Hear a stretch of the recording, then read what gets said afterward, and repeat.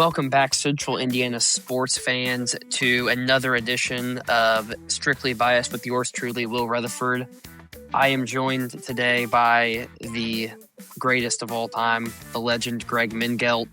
We have some exciting news to share. It's still kind of in the works, but this could possibly be the last version of this show for a while until NFL season rolls around or we feel like we want to bring it back. Yeah, we got a great idea. It's fantastic. I can't wait to unveil it. Yeah, I'm really excited for it too. I've heard bits and pieces of it. I think it's going to be great. We're hoping we can unveil it next week. So, Showdown. Let's just say Showdown is the Showdown. If you're a passionate listener of Strictly Biased, feel free to jump over. We'll have a Twitter page, X, the artist formerly known as Twitter, page up, and we will be posting things there. So I hope that you can find us and reach out if you have anything you'd like to add. Can't wait. Greg, I don't really have a whole lot to say at this point when it comes to the NFL, but what would you like to know first? I'm looking forward to asking you this question because you're totally unprepared for it. Okay. Who are the 5 most likely teams to win Super Bowl 61? I don't think I'm totally unprepared for this one, but it is a tough question. I think there's a lot of uncertainty in terms of teams' offensive structures. There were 20 new offensive coordinator positions that opened up, so I think that is going to be a huge determiner of who can win the Super Bowl. I would like to eliminate the 10 teams with first-year head coaches. I don't think any of those teams have a chance. There's a reason that they are like the same 10 teams that are always cycling new head coaches. So I'll start off number one. If the Seahawks don't lose many players on that defensive side of the football, I see them as another huge threat to run the table. I don't know. I think it's difficult when you lose your offensive coordinator to be really good again. So maybe I don't have them at number one. Greg, I think the Rams. Give me the Rams. I think that they were the second best team in the league this year. They're going to run it back with one more year maybe with Matthew Stafford. They've still got Puka. They've still got Devontae Adams. Their defensive front four is awesome. I kind of think Jared Verse steps into that superstar of the league type role next year. I think I'm going to have the Seahawks at 2 still, just because I think that if they can bring in another competent offensive coordinator or bring somebody from in-house and elevate them to that role, they kind of have the makings of a really good design dynasty with the defense as good as it is and the youth that they have on that team. There's going to be some players that are come up for some extensions. So I think you're going to see that first. Guys that are in year 3 are going to start demanding some money. And I think it always can get a little dramatic when you get to that point in terms of your franchise. Tell you what, Greg, you are putting me on the spot a little bit because now I'm struggling to put teams together. Because so many teams were so above average this year that every team, I think, in the playoffs was just kind of above average and no teams were great. Yeah. I think that's why it's hard to come up with some. I got some, though. I think Denver is probably a team that deserves to be in that conversation. I think they probably would have gotten to the Super Bowl had their quarterback stayed healthy. I know we've talked a lot about that.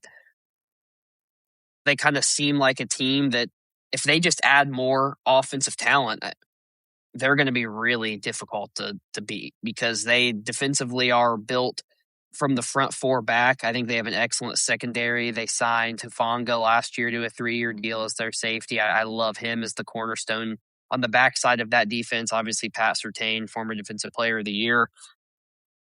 John Franklin Myers, Nick Benito, you name it. They got guys everywhere on that defense. I think if you surround Bo Nix with a little bit more talent offensively, I'm high on Cortland Sutton. I think he's an excellent wide receiver. But if Pat Bryant can't elevate himself to that number 2 quickly next year, or Troy Franklin, I think you're going to be looking for them to maybe draft a receiver early if they can get one. It just depends on where they have people graded. Greg, I don't want to sound crazy, but maybe Jacksonville at 4. I thought that they were potentially the best team in the AFC when they got into the postseason. I like their ability to stay successful longer than Houston because I think that Stroud's play was really bad and was overshadowed by a generational defense that they had. It might be crazy, but I think if that offense can play the way they did those last 10 weeks next year, and I'm aware you're not going to put 30 plus up every game, but if what you saw is not a facade and is more of the reality of a Liam Cohen offense, if they can get a competent running back, Travis Etienne's obviously going to be a free agent, so you are going to kind of see what you get for him. For the most part, Devin Lloyd's the only. This is why this new podcast is going to be fun, because you haven't even mentioned my number 1 and number 2 yet. I would say 5 is Buffalo. I think that that's my number 1. I know that McDermott was. They can't be my number 1. They can't be, because they consistently are at this tier where we talk about how excellent they are, and they just shit the bed. They always just find a way to lose games. They have the best player. They'll rebuild around him. They have a pretty good salary situation, considering Josh Allen. I think every year is Super Bowl or bust for them. They're going to make some moves, I think, that'll get them. They weren't very good last year. I think they will be this year. I think McDermott was a scapegoat for Josh Allen's shortcomings in that AFC Championship. I know that you can say, but that he didn't coach a great game, but he's also not the guy that turned the ball over 4 times in a game that they could have won. So he was bad all year. I mean, they looked awfully good. Yeah, so is Joe Brady an upgrade? Like, do you genuinely think Joe Brady's an upgrade to McDermott? I don't know. We'll see. But I believe in Josh Allen. I think this year was an anomaly, and he'll be back. The other team that might be my number 1, you could talk me into having them number 1, is the Los Angeles Superchargers. Tons of salary under the cap. Their offensive linemen are going to be back. They're going to be able to continue to build on that offensive line. They're going to be able to add some weapons. They're even going to be able to add to their defense. They have one of the most flexible salary situations out there. And you know what else they have, Will? What? Jim Harbaugh. Who's never won a Super Bowl. No, and took 10 years to win a national championship at Michigan. In 7 years in the NFL, he's never won a Super Bowl? Yeah, that's right. I mean, he's been to the playoffs almost every time, but yeah, you're right. This is the year, though. You know, Greg, I love Justin Herbert, but I think it's fair to say at this point that there's something he's lacking. I don't know what that is. You could say his health. Protection. You could say protection. Weapons. Don't say weapons. They're getting better, but he could use an upgrade for sure. They've got 3 first-round picks around him, weapons-wise. They had an excellent 1-2 punch running back with Kamani Vidal and then Omarion Hampton when he got healthy. They were better this year than they were last year, but they can still, especially at wide receiver. And I do like McConkey, but he's, We'll see what a Mike McDaniel offensive coordinator looks like. I think it could be really good. I do think that teams are starting to catch up to what he was doing in Miami. I think the league caught up to his run scheme, his motions. That offense really didn't look as good after teams spent 6 months preparing for it. So we'll see how that translates to LA. He's got a better quarterback at least now, but I'm not ready to crown them. No, I don't think anyone. I think I'm going to be alone on this, but at the end of next year, I'm going to be the one that's right. So you're not crazy. It's not a crazy take. I don't think that they're better than the 5 teams I mentioned. I wouldn't have them over those 5 teams. To be fair, this list is probably going to change as much during the offseason as it does during the season, because it's going to change between now and the regular season. March 1, when you see these free agent signings, is going to be huge. You're going to see some trades. A lot could. You know what, Greg? It was crazy that I left them out. The Detroit Lions. I mean, they have all the makings next year. They're going to play it. They're going to play a number 4 schedule. They've got an excellent quarterback. If he's playing in a dome, they're probably going to have home field advantage for a majority of the playoffs. They're stacked offensively. If their defense stays healthy, they're going to be, Detroit is Detroit in, take Jacksonville out. That was probably a reach with that one. But yeah, Detroit, they got to be on that list. But you know why they can't be on the list, right? Because they're the Detroit Lions. That is correct. Which is still... The Packers definitely need to be on that list. They had a lot of bad injury luck last year. They were headed for something. I think the Eagles also belong on the list as well, as good as that defense is. You never know what moves they're going to make, and they've got a good core of players. My prediction would be Sirianni is fired next year than them winning a Super Bowl. Probably. But they can't be discounted. As long as you got Jalen Carter, you can't be discounted, I think. But Jalen Hurts hasn't really looked the same. I think that tush push is going to get banned too. So that team, if that tush push gets banned, that team, they're... I think it's more likely they blow up, but I still think they need to be mentioned as a team that could if things went well. They need to trade A.J. Brown. And I know that his contract is incredibly difficult to trade with all the backloaded money, but that he's just a cancer that cannot be on that team. In the public eye, I don't know what happens behind locker room doors, but he says the wrong thing all the time. He's an absolute diva. He's just stirs the pot. Reading a book on the sideline during the middle of the game to say I'm calming down. It's absolute horseshit. Can I say something that might sound bad? I'm kind of happy the NFL's over. I was just kind of getting tired of it. It was a bad year, especially as a Colts fan and someone who likes the Lions as well. It just was not very fun. And I hated both those teams in the Super Bowl. It's the first Super Bowl I ever remember. Well, when I watch sports, I always kind of have to be for somebody. Yeah. And it's the first Super Bowl I ever watched, and I just did not care who won. Didn't care one bit. My immediate reaction was how gross the game was. And I think if you're a fan of neither one of those teams, it's pretty disgusting. It was well played if you like defensive football, I guess. But yeah, I'm not really just kind of happy to be, I don't know, look in the windshield and see spring and baseball and excitement. One thing I do want to talk about regarding baseball is the fact that we have two of which are star players. One is, I think, a star in the making players. They're going to now miss the beginning of the season with a hamate bone fracture.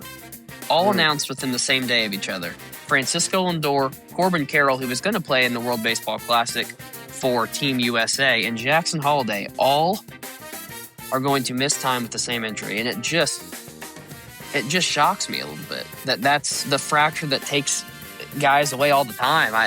I get you can't really undo anatomy. It's a small bone right here, in the palm of your hand by your pinky. But, there's a lot of data that suggests that, players' power just does not come back right away after an injury like that. So I'm curious to see how this shakes up the New York Mets season. They just signed Bo Bichette. I'm curious to see how the Diamondbacks now move forward with losing their best player, maybe in franchise history. Obviously, the Orioles are kind of starting to build around this young core that includes Jackson Holliday. I just think it's a very interesting shakeup, and I'm interested to see where teams go in the free agent market to start the year. Except for the whole Dodgers of it all, it seems like it's going to be a pretty interesting season. Everybody can talk about the Dodgers all they want. It still took them 7 games to win the World Series, and the Blue Jays kind of had that game won if they'd have performed a little bit better. I get the arguments with the Kyle Tucker and all that, but I can't. Not vulnerable. We've seen that. They definitely can be beat. I wouldn't even necessarily call them the favorites, but it's an ugly blight that a team can just go get pretty much whatever they want. Come on, grow some players in your farm system. Do some. It's kind of disgusting. But that's the thing, is that their farm system has been so good for the last 10 years that they're able to trade guys to get players. You could sit here and say, well, they're buying all this talent. Mookie Betts wasn't bought. He was traded for. Now, he got an extension when he got there, but they traded for him. No better than that. He was only traded from Boston because they didn't want to pay him, and the Dodgers would that. Well, that's Boston's issue. That's not the Dodgers' issue. But it's an issue with baseball that every time a player like that, the team doesn't want to pay, they end up with the Dodgers. Just like Well, and I think 15 years ago, it's the same ugly thing.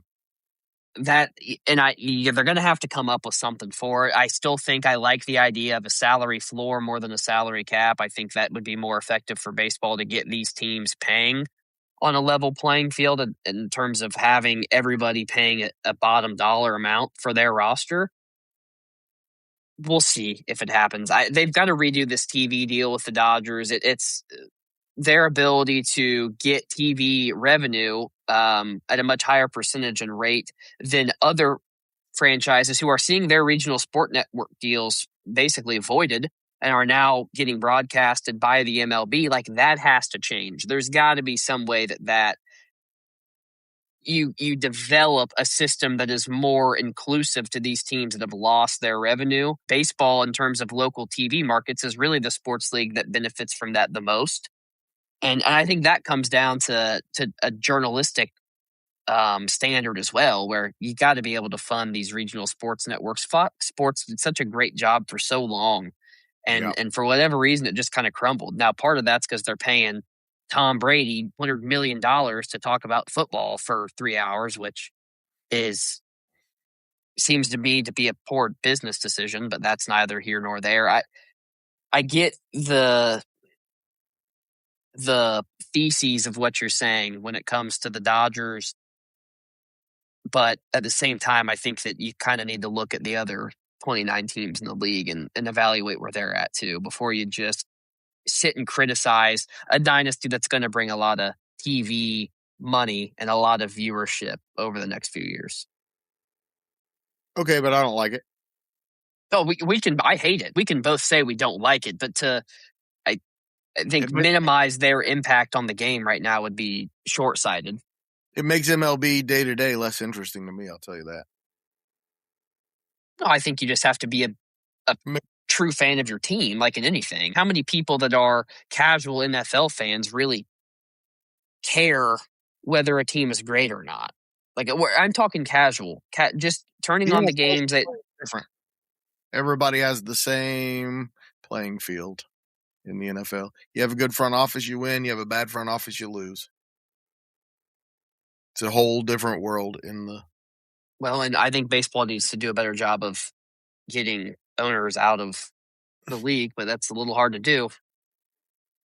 We'll see if it happens. We'll see when the CBA's up. We'll see if we have a lockout. I'm less inclined to believe that will happen, but I could be swayed another way. I'm excited to talk baseball this Sunday with Uncle Paul, though, on the MLB report. I think it'll be good once teams are back for spring training. Pitchers and catchers report, I think league-wide, is tomorrow. I think there already had some teams report Tuesday and Wednesday, but I think everybody will be in either Florida or Arizona by Sunday at the latest, and I think this Thursday is the report date for most teams. I had no idea that was snuck up on me. It's with the Super Bowl being later now, it's always the week after the Super Bowl. Basically, the Tuesday after the Super Bowl is the first teams that report. So that is correct. The Diamondbacks, Giants, Braves, and Red Sox started on Tuesday. The Phillies, Tigers, Orioles, Astros, Mets, Pirates, and Blue Jays on Wednesday. And then today, Thursday, Brewers, Twins, Yankees, Cardinals, and Rays. Yes. Greg, I did have one thing I wanted to talk about. I was not able to voice my opinion on this trade that I know you have some feelings on. Ugh. What do you think about the Pacers trading for Zubac?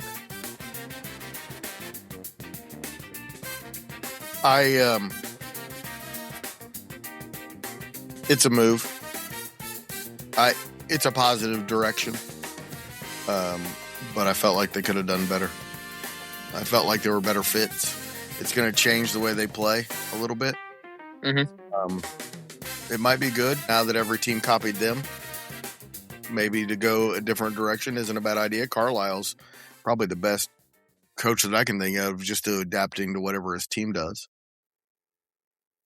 And we're going to see a lot of good basketball, I'll tell you that. because he was fun to watch. But I feel like what I was expecting from having a lottery pick, Benedict Mathurin, I really thought they could do a little bit better. Well, I do think that Mathurin kind of being on his way out and kind of the frustration known league wide that like, hey, we're probably going to trade Ben Mathurin. I think kind of maybe shorted what they were able to get back for him in a way, if that makes sense. I feel like the league wide, you kind of knew he was maybe a little disgruntled with what's happened in Indy. I think that Indy was probably a little disgruntled with how he's been in terms of his ability to transition from a starting role to bench, starting role to bench. I think he's an ultra talented player. He just didn't fit with this Pacers team. Ultra talented scorer. Good player. I think that's fair. My issue with the trade more than anything was just giving up your pick this year. Yeah. That's tough. I do think, as I've said, I can see what Pritchard is thinking. There are 4 special players, and then 5 through 15 are about the same. And that's kind of what I've seen. So I get it. But if they end up with the 5th pick, it's going to be pretty tough to take. And there's a very good chance they end up 5th. It's like 28% chance they end up with the 5th pick where they sit right now. Yeah, they need to start losing games. They need to not win a game the rest of the year. They just have to be in the bottom 3. They all have the exact same odds now. And I think they're on their way to doing that. Zubac isn't going to play for a while. Toppin's out for the year. I think they're in full tank mode. Of course, last night they forgot to tell Pascal Siakam and Andrew Nembhard and Quentin Jackson that they're tanking. But hey, can we just say, sorry to interrupt, Andrew Nembhard, I have never seen a player inspired by hate more than Andrew Nembhard. I think he hates the Knicks. I think he hates the Thunder. It's not just, he just plays with his ass on fire. It feels like every time that he matches up with those two teams. Neesmith, dude, you see him talking to the people in the front row saying, I'm doing it. He gives it to him. I'm doing it to you again. Uh-oh, watch out. Neesmith, if it hadn't been for that shot that Halliburton hit at the buzzer that went up in the air about 25 feet and came down, everyone would remember Neesmith made 6 threes in a row in that 4th quarter, man. They have the core to do it. I'm just not sure it's quite good enough. And the way Zubac fits in best, Will, is that the salary. He's cheap. Yeah. I think that they're going to keep Jay Huff. I think that they like Jay Huff a lot. I think he's a guy that's going to get extended. Yeah, he's fine. Yeah, I think he's going to be the backup. He's an improvement over the backup they had last year in the 5. I guess, to me, I still think that they're – I think they might be better next year than they were last year. That's possible. I think that Zubac is actually an improvement over Miles Turner. I think that he will be a better – about that. That's the thing. He is without question a better fit than Miles Turner. And Furphy and Huff are cheaper combined than Miles Turner. And Furphy's been fun to kind of watch this year and in terms, but when next year they've got everybody back, he's going to, be relegated to that 7th, 8th guy off the bench again too. He's got some stuff. He's 6'8" and he averages 9 rebounds a game.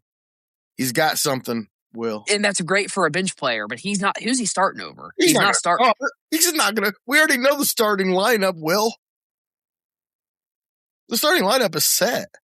It's Zubac, Siakam, Nembhard, Neesmith, and Halliburton. Nothing's going to change that. God, I'm just talking about Furphy. He's going to be a rotation piece, I hope. I love those guys. I do. That just what a fun group to watch. Oh my gosh, it's going to be so much fun, Will. I'm just not sure they're quite good enough. I thought they might end up being. By the way, if they get Cameron Boozer, that all changes. Why are they not good enough? They are the only team that's given the Thunder fits last 2 years. There are teams that have players that can take over games, and Wembanyama is the next level guy. That Houston team's about to be really, really good. That Detroit team's got guys that are just killers, and I'm just not sure. I thought they might be able to get somebody who can challenge some of those big guys in Detroit and Houston and all those places, and I'm just not sure. If it was Bam Adebayo, if it was somebody like that I thought was a possibility at one time, I'd be sure. No, I'm not, but they're better. That's for sure. I think they'll be better. I think we're really underestimating just the mentality of this Pacers. Greg, they didn't just beat teams last year. Like, they took teams' wills to win. Like, they killed the Cavs. They killed the Cleveland Cavaliers franchise. They put them right back into irrelevancy. Stole their souls, man. They killed. They're done. The Knicks. They got Tom Thibodeau fired because he literally could not coach his team in a way to beat that Pacers team. The Celtics, what did you hear? The team they didn't want to play was the Pacers.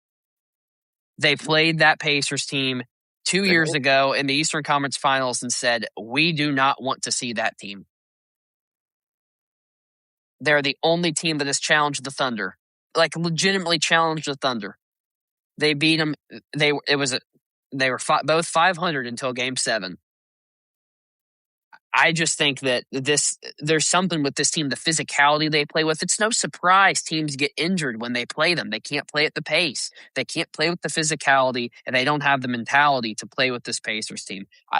They are undoubtedly my favorite going into the year next year if everybody's healthy, minus Johnny Furphy, who will be back at some point in the regular season. We talk about the Pistons. It's cute. It's awesome. I'm glad they're going to have their run of the litter this year with being a top team in the East. But that's because the dad of the East is still waiting to get back up. It's fun for the son to play around. You know, the Pacers are playing with their food right now. But eventually the big dogs come and eat, and it's over. I hope you're right, Will. I have my doubts. It's not. You don't need to hope. It will be right. You go back across this podcast network for the last 2 years that we've been doing this, there is not a person that has been more right about this Pacers team than myself. Get Cameron Boozer, man, and this. He's 19. He's clearly going to be a guy who's not ready to be a star yet. But at the age of 19, there are very few I've seen who are ready for the NBA like Cameron Boozer is. Great. He's built like a grown-ass man. He is built like He's the game tank. So well, man. And he makes all the right plays, and he does all, just like the Pacers. He would fit in so well. And, yeah. And not only that, the other thing is lineage. His father was not a very talented player and just worked and worked. He's the example I use of a guy who, if you want to be great, work like Carlos Boozer did. That's all you got to do. And he's got that in him, and special, man. I will go also and say that I think that when it's all said and done, Cam Boozer will be better than Cooper Flagg was. I think the fact that he is not going to be the number one pick in this draft class is criminal. He is, without question, the best player in the country when it comes to all facets of the game. This is what the NBA always does, Greg. They just miss the talent when it's there in front of them. They're going to say, oh, we like BYU's guy because we think he's got more upside. And we like Darren Peterson more because he's got more upside. Sometimes you need to bet on floor. And there's no doubt the floor. No doubt the floor of Cameron Boozer is he comes into the NBA next year and averages 15 a game if he's given good minutes. He's that good. He's a 3-level scorer. He's physical. He's a good defender. He's got great instincts. He's a brotherhood lineage. The Pacers having the third pick in the draft would be I would be smitten, Greg. Every day would be rainbows and sunshine because I know that some team's going to pass up on him. He's going to fall to the Pacers' lap at 3. And if he's on the Pacers, they might win 80 games next year. They might win 80 games. He's not going to be that good at 19 or 20 years old, Will. Oh, but when mixed in with TJ McConnell, when mixed in with Johnny Furphy, with Jarris Walker, with Obi Toppin, with Jay Huff, hell, Quentin Jackson at this point, when he's mixed in with that group as a supplementary player, come on. Not fair.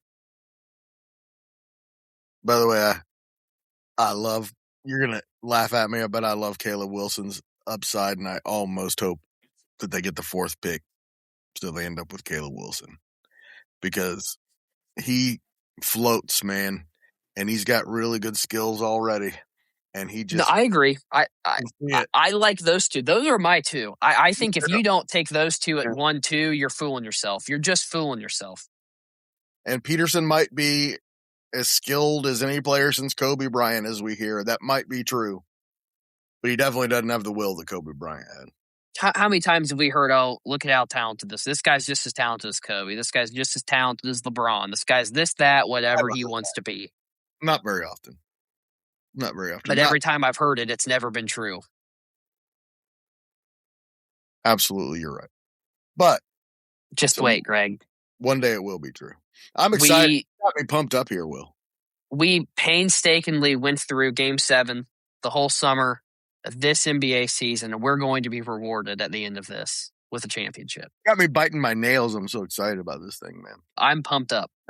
May 10th. Coach Carlisle, if you want to use this segment of the podcast as the material to get your team hyped up, I gladly can. I think that they need to hear that. They need to hear that there's some fucking dogs on that team in that locker room, and they're going to be barking when the leader of the pack gets back, Tyrese Halliburton. Oh my God, I can't wait just to watch him play basketball again.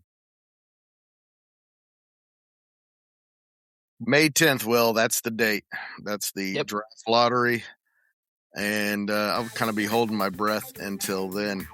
This was fun. I cannot wait till our debate podcast. It's going to be fun. I love when you tell me how stupid I am.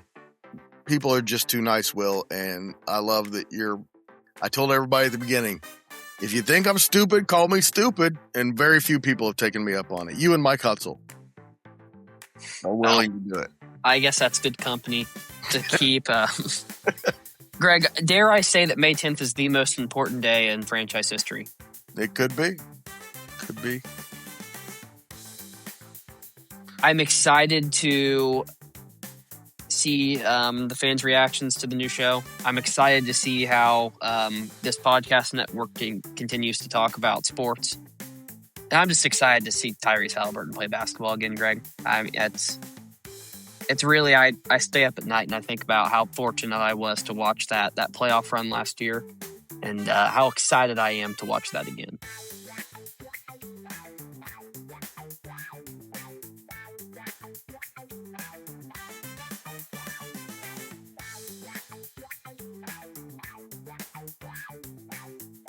Central Indiana Sports Report is brought to you by TG Media, and I love Susie.